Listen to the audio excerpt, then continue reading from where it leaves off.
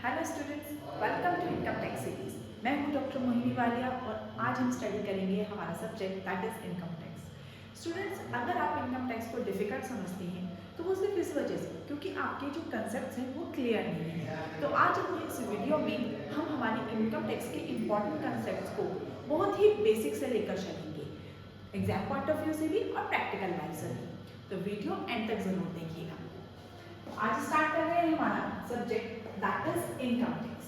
तो students, income tax होता क्या है? इनकम टैक्स सिर्फ और सिर्फ ऐसा नहीं है कि हमारा एक ही टैक्स है जो गवर्नमेंट को पे करते हैं, ये हमारी टैक्स की एक फॉर्मेशन के पार्ट होते हैं। बात करते हैं हम यहाँ पर, तो यहाँ पे हमारी जो टैक्स है दिस इज टैक्स। तो टैक्स को हम दो पार्ट में डिवाइड करते हैं, एक होता है हमारा डायरेक्ट टैक्स, एक होता है इनडायरेक्ट टैक्स। डायरेक्ट टैक्स क्या होता है? डायरेक्ट टैक्स होता है जिसका हम बर्डन किसी और के ऊपर शिफ्ट नहीं कर सकते हैं, a burden which can not be shifted to the others, known as direct tax. Direct tax के भी हमारे दो पार्ट होते हैं, एक होता है इनकम टैक्स, एक होता है वेल्थ टैक्स। इनकम टैक्स क्या होता है स्टूडेंट? अब जैसे मेरी इनकम है, मैंने कुछ अर्न किया तो उसका टैक्स मैं ही पे करूंगी, कोई और तो मेरे बिहाफ पे नहीं करेगा ना। तो जो टैक्स मैं अपनी इनकम पे कर रही हूँ टू द गवर्नमेंट, तो वो मेरा क्या कहलाएगा? इनकम टैक्स कहलाएगा। अब इनकम टैक्स भी हमारी बहुत सारे फॉर्मेशन में आती है। पहला क्या है? Income from salaries. सैलरीज क्या हो गया? अब मैंने किसी के यहाँ काम किया तो उसके रिटर्न में मेरे को क्या मिल गया? पैसा मिला, यानी कि मेरे को सैलरी रिसीव हुई, तो वो मेरी किसके अंडर जाएगी? Income from salaries.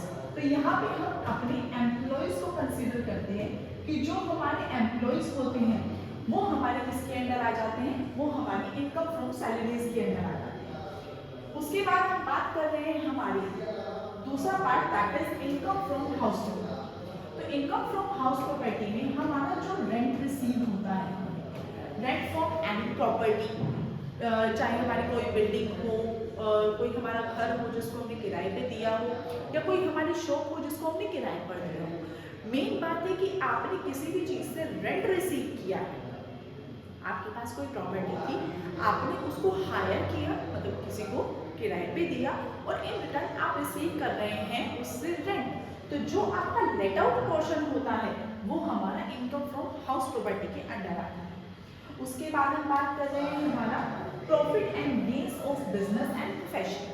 तो स्टूडेंट, जो आपका प्रॉफिट और गेन होता है बिजनेस और प्रोफेशन में से, अब बिजनेस और प्रोफेशन दो अलग अलग टर्म्स हैं, तो आज हम इसको थोड़ा सा डीप समझते हैं। तो देखते हैं आपका बिजनेस और प्रोफेशन, इन दोनों में क्या फर्क है। सबसे पहले हम इसी बेसिक कंसेप्ट को क्लियर कर लेते हैं। तो स्टूडेंट, जो सबसे छोटी चीज होती है वो क्या होती है कि जो आपका बिजनेस है ये आपका कंप्लीटली गुड्स से रिलेटेड होता है, और जो प्रोफेशन होता है ये कंप्लीटली आपका सर्विसेज से रिलेटेड होता है। अब गुड्स कौन कौन से हो गए? गुड्स कोई से भी हो सकते हैं। अब जैसे पहले बात करें तो हम अगर किसी भी तरीके का ट्रेड कर रहे हैं, ट्रेड का मतलब क्या होता है? Only sale and purchase. मैंने किसी से सामान खरीदा और उसको आगे चल के बेच दिया, मैंने उसमें कोई भी एडिटिंग नहीं करी। लाइक अगर हम बात करें फ्रिज, रेफ्रिजरेटर जो हो गया हमारा, या हमारी कार हो गई, या हमारी मोटर व्हीकल हो गई, मैंने पीछे से खरीदा और आगे उसको सेल ऑफ कर दिया। एजेंसी जैसे होती है हमारी, तो ये क्या है? दे ऑल आर ट्रेडर्स, ठीक है। तो वो जो ट्रेड है वो भी हमारा बिजनेस का ही पार्ट है, उसमें भी तो हम अपना पैसा ही कमा रहे हैं, लेकिन in the form of goods. दूसरा क्या है? मैन्युफैक्चरिंग।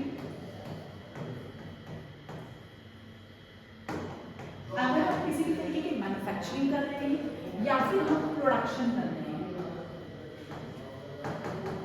तो ये सब आपके किसके पार्ट होते हैं? They all are part of business.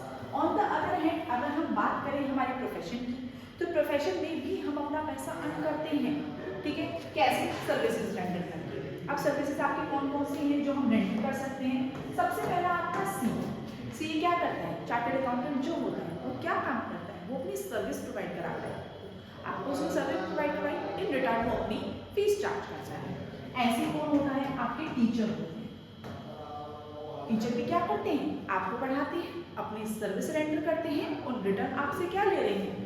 Fees charge कर रहे हैं, सैलरी ले रहे हैं आपसे, आपके क्या कर रहे हैं, सर्विस रेंडर करने के बदले अपनी फीस चार्ज कर रहे हैं, तो वो सब क्या है, आपके टीचर हो गए। उसके बाद अगर हम बात करें तो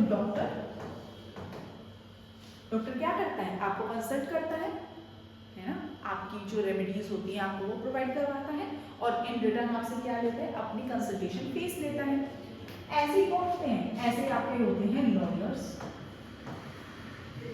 जो लॉयर्स होते हैं वो भी क्या करते हैं, अपनी सर्विस आपको प्रोवाइड करेंगे और इन रिटर्न क्या देंगे, आपसे फीस चार्ज करेंगे। तो बिजनेस में हम क्या करते हैं, अपनी गुड्स को ट्रेड करते हैं और प्रोफेशन में हम अपनी सर्विसेज को रेंडर करके अपने प्रॉफिट को लेते हैं। तो जो बिजनेस होता है वहां से हम करते हैं अर्न प्रॉफिट, और जो आपका प्रोफेशन होता है वहां से हम करते हैं गेन। तो there is a difference between profit and gain, ठीक है। तो अब बात कर रहे हैं हम अपने, वापस आते हैं अपने टॉपिक पर। थर्ड आपका पार्ट क्या होता है, income from capital gain. Capital gain क्या हो गया स्टूडेंट्स, कोई भी प्रॉपर्टी को अगर आप सेल और परचेज करके, किसी भी प्रॉपर्टी को अगर आप सेल और परचेज करके उस पर कोई प्रॉफिट अर्न करते हैं तो वो आपका कैपिटल गेन का पार्ट हो जाता है। तो इसमें हम बोलते हैं प्रॉफिट फ्रॉम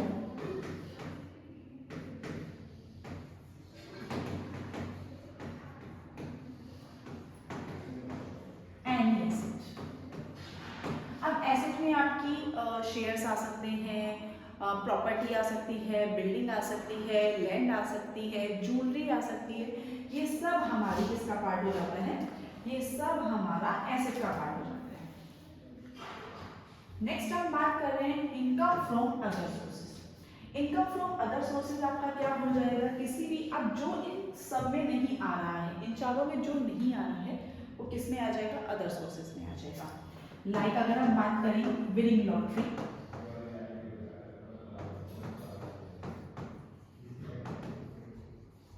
अगर मैंने कोई लॉटरी जीत ली, ठीक है, या फिर हॉर्स रेस, अगर हॉर्स रेस से हमें कोई प्रॉफिट हो गया, या कोई हमें हम कॉलेज की तरफ से गए कहीं पे, इंटरस्टेट कंपटीशन था, वो हमने जीत लिया, वहां से हमें विनिंग प्राइज मिल गया। तो कोई भी इन केस अगर हमें कोई भी इन सोर्सेज के अलावा कहीं से भी इनकम रिसीव हो रही है तो वो सब हमारा अदर सोर्सेज का पार्ट हो जाएगा।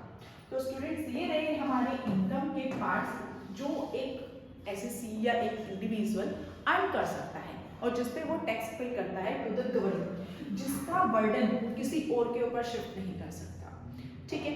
उसके बाद हम बात कर रहे हैं हमारा second part, that is wealth tax. अब वेल्थ टैक्स क्या होता है, वेल्थ हो गया हमारी प्रॉपर्टी जिसके ऊपर हम टैक्स पे कर रहे हैं टू द गवर्नमेंट। कैसे, अब मेरा घर है, ठीक है, हम घर पे टैक्स पे करते हैं, तो वेल्थ टैक्स में अगर हम बात करें तो हमारा कौन कौन सा हो गया, सबसे पहले आ गया हमारा हाउस टैक्स। अब आपने एक और सुना होगा वाटर टैक्स, हाँ वाटर टैक्स भी तो पे करते हैं ना। तो ये कौन से टैक्स है, ये हमारी प्रॉपर्टी है जो जिसका टैक्स हम किसी और के ऊपर शिफ्ट नहीं कर सकते, जो यूज करने के लिए, जिस प्रॉपर्टी को मैंने एक्वायर कर लिया है ऑलरेडी, पर उसको यूज करने के लिए मैं गवर्नमेंट को उस पर टैक्स पे कर रही हूँ, तो वो मेरा क्या है, वो मेरा वेल्थ टैक्स का पार्ट है।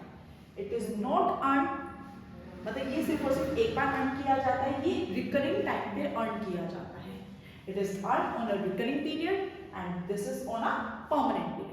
ये हमने एक बार खरीद लिया, काम खत्म हो गया, लेकिन फिर भी हम इस पे ईयर टू ईयर गवर्नमेंट को टैक्स पे करेंगे, ठीक है। उसके बाद हम बात करते हैं हमारे इंडायरेक्ट टैक्स को। तो इंडायरेक्ट टैक्स आपके कौन हो जाते हैं, इंडायरेक्ट टैक्स होता है जो इंडिविजुअल अपने आप टैक्स पे नहीं करता लेकिन किसी और से टैक्स पे करवाता है, वो कौन हो गया, पहला होता है आपका goods and service tax. Goods and service tax कौन से होते हैं, अब स्टूडेंट ये हमारी एक ज्योग्राफिकल बाउंड्री है, हम इसको बोल देते हैं ये हमारी इंडिया है,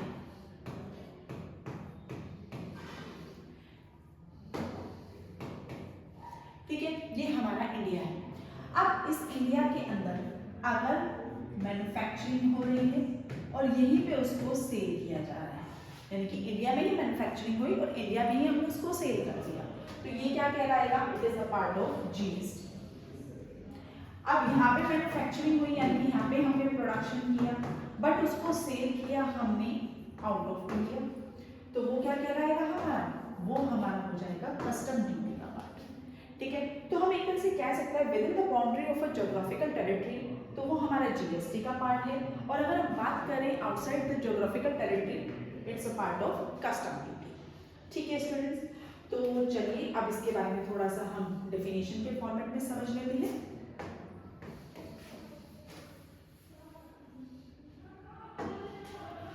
तो सबसे पहला है टैक्स। टैक्स की डेफिनेशन देखते हैं। A tax is a mandatory payment. इस बात को बहुत ध्यान से समझिएगा, ये एक मैंडेटरी पेमेंट होती है जिसको आप किसी भी तरह से डिक्लाइन नहीं कर सकते। इनकम टैक्स है, आपको टैक्स पे आपको करना ही करना है, आप इससे बच ही नहीं सकते। और charge collected by local, state and national government. अब यहाँ पे जो होता है, ये जो एक ऐसा चार्ज है जो आपकी state government, local government, national government आपके ऊपर चार्ज करती ही करती है for the services which is rendered by you और बाय अदर्स।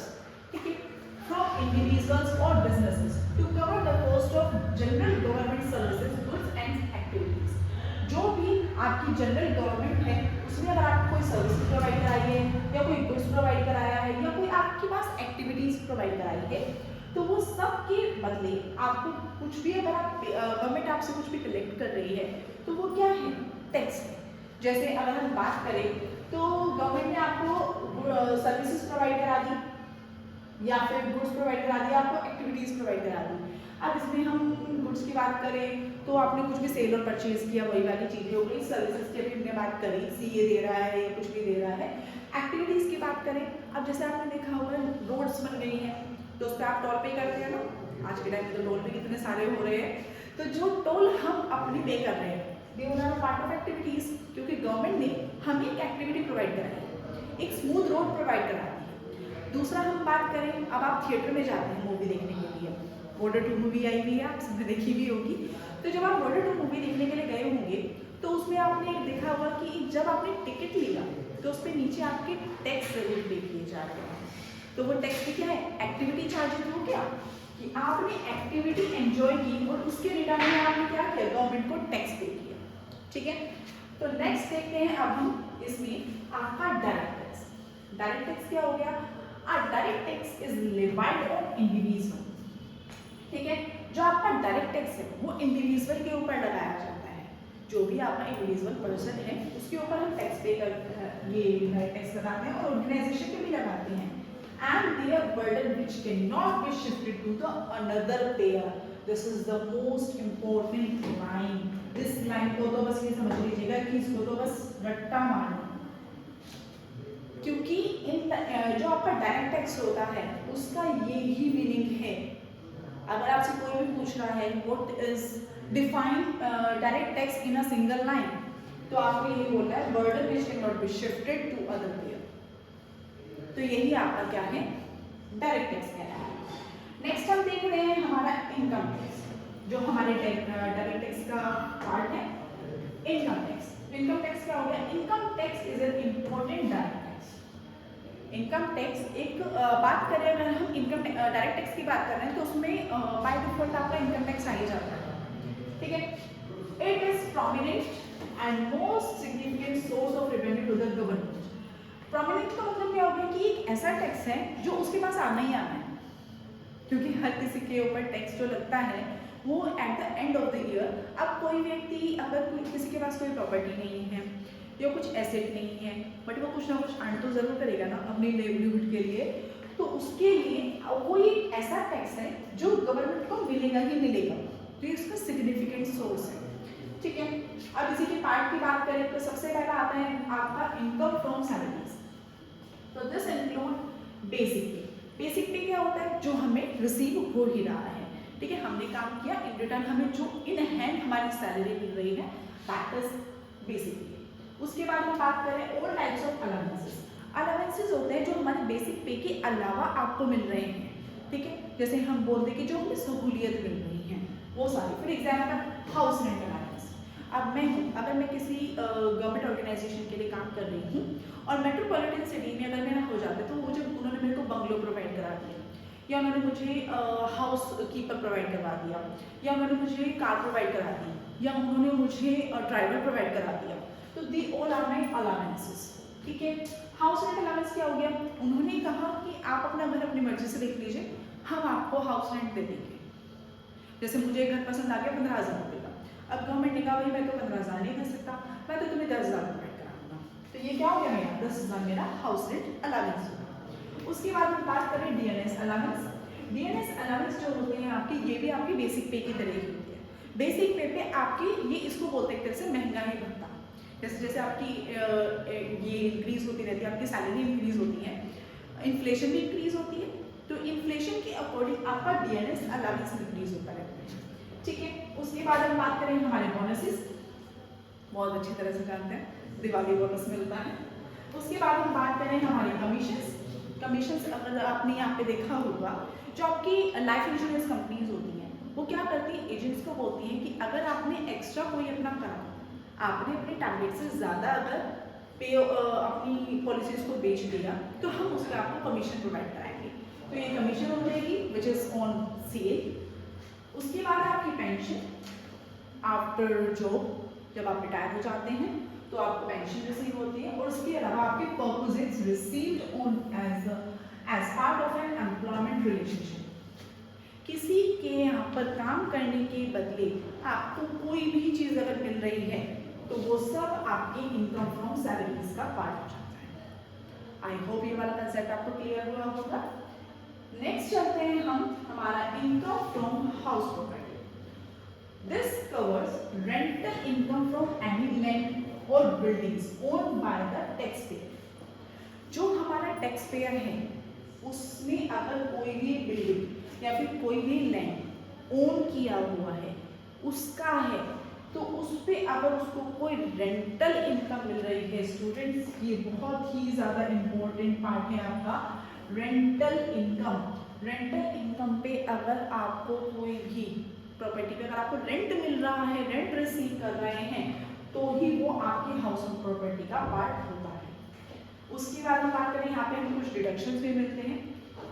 म्यूनसिपैलिटी टैक्स हो गया। म्यूनसिपैलिटी टैक्स क्या हो गया, जो लोकल म्यूनसिपैलिटी को यानी कि लोकल गवर्नमेंट को अगर आपको टैक्स पे कर रहे हैं तो उसकी डिडक्शन आपको यहाँ पे मिलती है।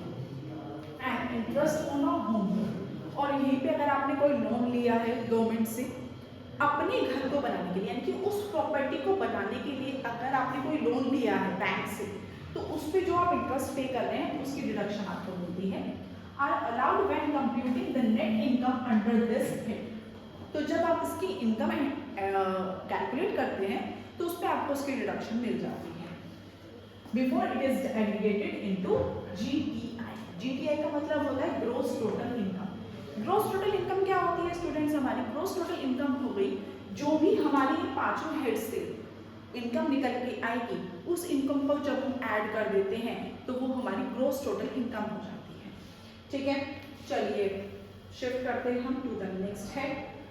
बात कर रहे हैं हमारे नेक्स्ट हेड है profit and gains of business and profession. इसको हम शॉर्टली में बोल देते हैं दैट इज पीजीबी।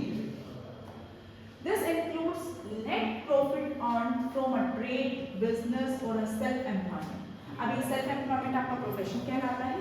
बात करें यहाँ पे आ जाएंगे आपके डॉक्टर्स, लॉयर्स, फ्रीलांसर्स, ये सब क्या कर रहे हैं, ये सब अपनी सर्विसेज प्रोवाइड करा रहे हैं, ठीक है। उसके बाद आता है आपका allowable business expenses are deducted from the total received to arrive at the net profit. Allowable expenses क्या है, अब जैसे मैं यहाँ पे बात करूँ आपके टीचर, अब टीचर है, टीचर अपनी सर्विस प्रोवाइड करा रहे हैं, ठीक है। उसके बाद में उसको सपोज करते हैं एग्जाम्पल, उसमें उसको 1 लाख रुपए की फीस रिसीव होगी। अब उसका खर्चा हो गया 80,000 रुपये का।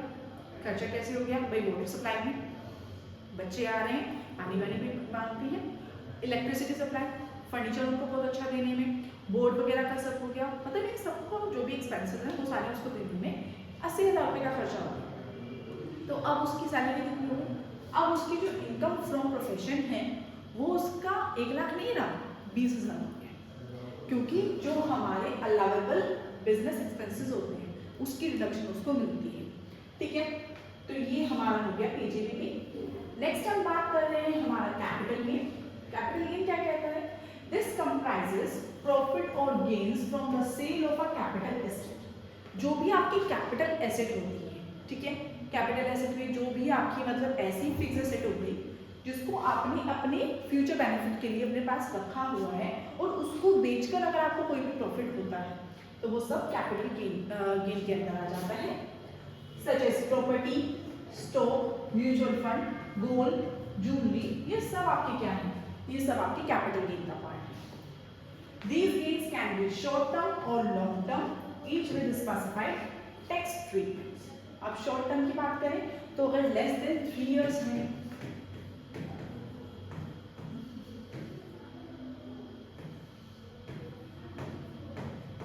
तो ये हो गया आपका शॉर्ट टर्म, और मोर देन की बात करें तो मोर देन में आ जाएगा आपका मोर देन 3 इयर्स, आपका आ जाएगा लॉन्ग टर्म।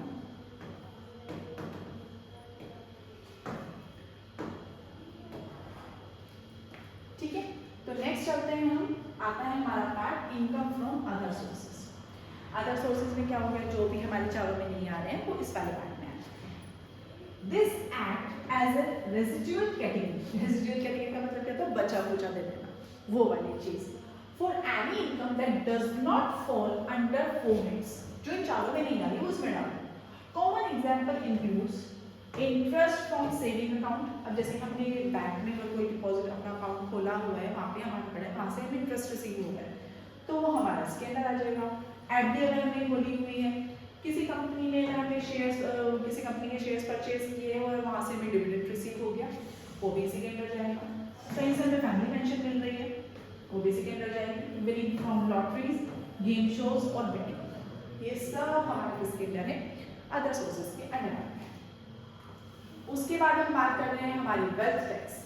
वेल्थ टैक्स क्या होती है, और wealth tax is also known as net wealth tax, या फिर कैपिटल टैक्स, या फिर equity tax. It is a direct tax levied on an individual's entity total net asset। ये किस पर लगता है, आपकी जो टोटल नेट एसेट निकल के आती है उस पर हम यहाँ पे अपना टैक्स काट करते हैं। नेट एसेट का मतलब क्या हो गया, total value of assets minus liability. यहाँ पर हम क्या करते हैं, हम अपने टोटल एसेट्स में से जब हम अपनी लायबिलिटीज को माइनस कर देते हैं तो उसमें जो आपकी वैल्यू निकल के आती है उसको हम बोलते हैं नेट एसेट। तो उस पर आप अपना क्या करते हैं, कैलकुलेट करते हैं अपना टैक्स, तो वो आपका वेल्थ टैक्स का पार्ट होता है।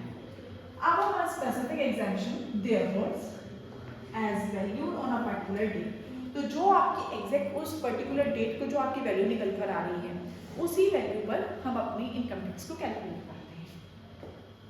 अनलाइक इनकम टैक्स पर नहीं होता which is based on annual earning. जैसे जो आपने पूरे साल में अर्न किया, अब ये क्या होता है, ये आपका फ्लो होता है, इनकम टैक्स आपका फ्लो है। जैसे फर्स्ट मंथ में आपने 12,000 रुपये कमाए, उससे अगले महीने 15 कमाए, फिर उससे अगले महीने 18 कमाए, फिर उसके बाद 20 कमाए, फिर उसके बाद फिर आपने 2 कमाए। तो ये क्या है, अप एंड डाउन आपका स्लैब चलता है। इनकम टैक्स आपका अप एंड डाउन हो सकता है, लेकिन वेल्थ टैक्स आपका एक पर्टिकुलर पॉइंट ऑफ टाइम की बात होती है, यानी कि पर्टिकुलर डेट पे आपकी जो वैल्यू निकल कर आई है आपकी इनकम उस पर कैलकुलेट होती है। ठीक है, wealth tax is based in accumulated holding. इसका मतलब क्या होता है कि आपने पूरे साल जो होल्ड करके रखा है उसके at the end of the day आपकी क्या वैल्यू निकल कर आई है उसको हम कैलकुलेट करते हैं। ठीक है, चलिए let's start to the next point. बात कर रहे हैं, हमारा नेक्स्ट टॉपिक है इनडायरेक्ट टैक्स। इनडायरेक्ट टैक्स हमारा क्या कहता है, इनडायरेक्ट टैक्स जैसे हमें पता चल ही गया है, a tax levied in goods and services and not directly on an individuals or entities income or profit। ये डायरेक्टली नहीं लगता, इसका बर्डन हम शिफ्ट कर सकते हैं। और जैसे एक तरह से बात करें, अब कोई मैन्युफैक्चरर है, एक एग्जांपल के रूप में हम बात यहाँ कर रहे हैं, कोई हमारा मैन्युफैक्चरर है जिसने गुड्स मैन्युफैक्चर, ठीक है, सपोज के लिए यहाँ पे हम बात करें 100 रुपीज़ का है। अब ये उसने क्या खुद उस पर टैक्स पे करेगा, अब इस पर अगर हमारा टैक्स बात करें एट द रेट 5% इस पर टैक्स लग रहा है, यानी कि 5 रुपये का टैक्स लग रहा है। ठीक है, तो क्या ये 5 रुपये का टैक्स जो है ये पे करेगा मैन्युफैक्चरर? नहीं, ये किससे पे करवाएगा, ये वो पे करवाएगा कस्टमर से। कस्टमर को अब वो ये प्रोडक्ट कितने का बेचेगा, 105 का बेचेगा, 100 का नहीं बेचेगा, इंक्लूडिंग टैक्स। अगर आप किसी भी प्रोडक्ट को खरीदते हैं, लेबल जो आपका होता है, पैकेट प्रोडक्ट अगर कोई होता है, तो अगर आप उसके पीछे देखें तो उस पर आपकी सब कुछ लिखा होता है कि आपकी प्राइस है, इंक्लूडिंग टैक्स है, जीएसटी इंक्लूड है, सीजीएसटी इंक्लूड है, एसजीएसटी लग रहा है या आईजीएसटी लग, ये सब उस पर मेंशन होता है। ठीक है, तो जो मैन्युफैक्चरर होता है वो अपने प्रोडक्ट जो उसने मैन्युफैक्चर किया है उस पर जो टैक्स वो किससे दिलवा रहा है, कस्टमर से दिलवा रहा है। तो उसने क्या करा, जो टैक्स का बर्डन है मैन्युफैक्चरर ने वो किसके ऊपर शिफ्ट किया हुआ है, कस्टमर के ऊपर शिफ्ट किया हुआ है। तो ये क्या हो गया आपका इनडायरेक्ट टैक्स हो गया, जिसका बर्डन उसने शिफ्ट किया हुआ है to the next customer. The key characteristics is that tax burden can be shifted. इसका मतलब क्या है, जो टैक्स बर्डन है can be shifted from the initial tax payer to another party. Initial tax payer यहाँ पे कौन है, मैन्युफैक्चरर है, और उसने नेक्स्ट पार्टी किस पे डाल दिया, कस्टमर पे डाल दिया।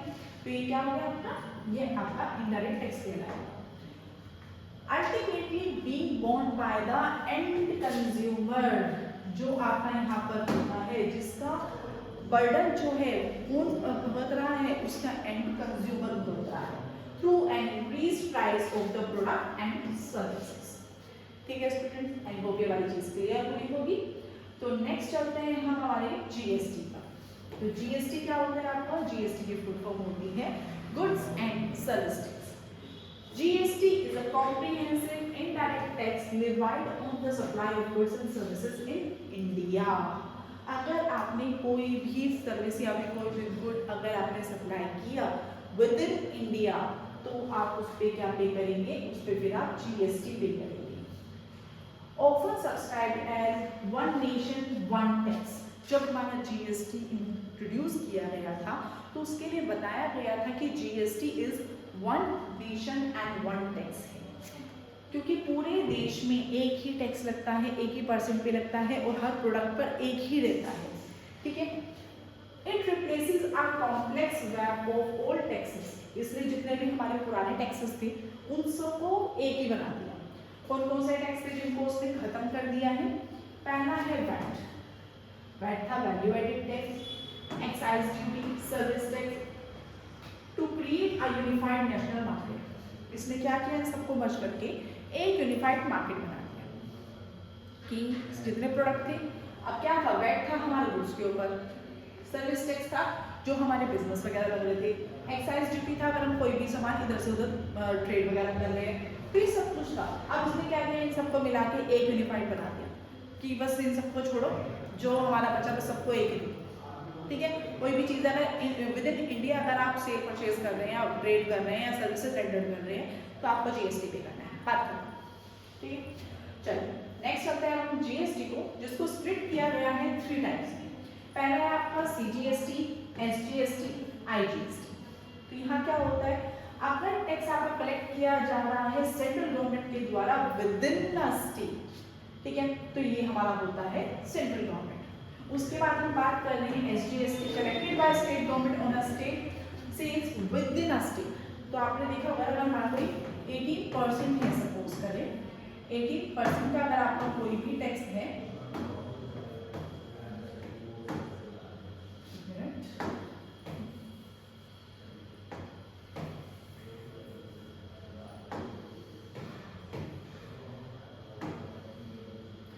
9% का आपका कोई टैक्स है, तो ये हमारा कितना हो जाएगा,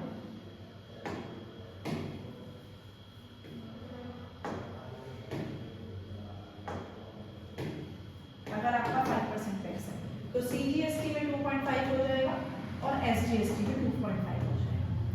ठीक है, तो ये हमारा क्या है, हाफ हाफ ले लेता है, ये दोनों ही हमारे एक साथ चलते हैं भाई बहन। ठीक है, उसके बाद हम बात कर रहे हैं IGST, collected by center on a sale between state and on import shared with the states। अब यहाँ पे अगर हम बात करें मैन्युफैक्चर हुआ यूपी में और आपने उसको सेल किया हरियाणा में, तो ये क्या हो गया, विद इन स्टेट्स आपकी ट्रांजैक्शन हो रही है, तो यहाँ पे हम क्या पे करेंगे, यहाँ पे हम आईजीएसटी पे करेंगे। ठीक है, I hope this is clear to you all. उसके बाद हम बात कर रहे हैं हमारी कस्टम ड्यूटी। कस्टम ड्यूटी क्या होता है? जब हम अपनी बाउंड्री को शेयर कर देते हैं, बाउंड्री जब हमारी क्रॉस हो जाती है, ज्योग्राफिकल बाउंड्री, तब हम वहाँ पे कस्टम ड्यूटी को लेकर आते हैं। While GST covers the supply of goods and services within the country, जब हम बात कर रहे हैं GST की, तो वो हमारी within the country उसको हैंडल कर रही है। Custom duty is the tax levied on goods when they cross international borders। जब हम बात कर रहे हैं कस्टम ड्यूटी की, तो कस्टम ड्यूटी हमारी वहां पर होती है जहां पे हम अपनी इंटरनेशनल बॉर्डर्स को क्रॉस कर जाते हैं। It applies when you import और एक्सपोर्ट गुड्स, चाहे आप उसको लेकर आ रहे हैं, चाहे आप उसको भेज रहे हैं। अगर आप अपने गुड्स को लेकर आ रहे हैं या भेज रहे हैं, तब आपने अपनी कस्टम ड्यूटी को हम पे करते हैं, ठीक है। चाहे इसमें हमारा एयर भी आता है, चाहे आप अपने हवाई जहाज से भेज रहे हो, चाहे आप अपने वाटर के थ्रू भेज रहे हो, एक्सपोर्ट जो किया जा रहा है, चाहे आप लैंड के थ्रू भेज रहे हो। अगर आप किसी भी वे में भेज रहे हो, तो वो सब आपका किसके अंडर आता है? वो सब आपको कस्टम ड्यूटी के अंडर आता है। आई होप आज का ये जो सेशन था वो आप सबको समझ में आया होगा। और अगर आपको हमारी क्लास पसंद आई हो तो please do like, share and subscribe our channel. Thank you so much.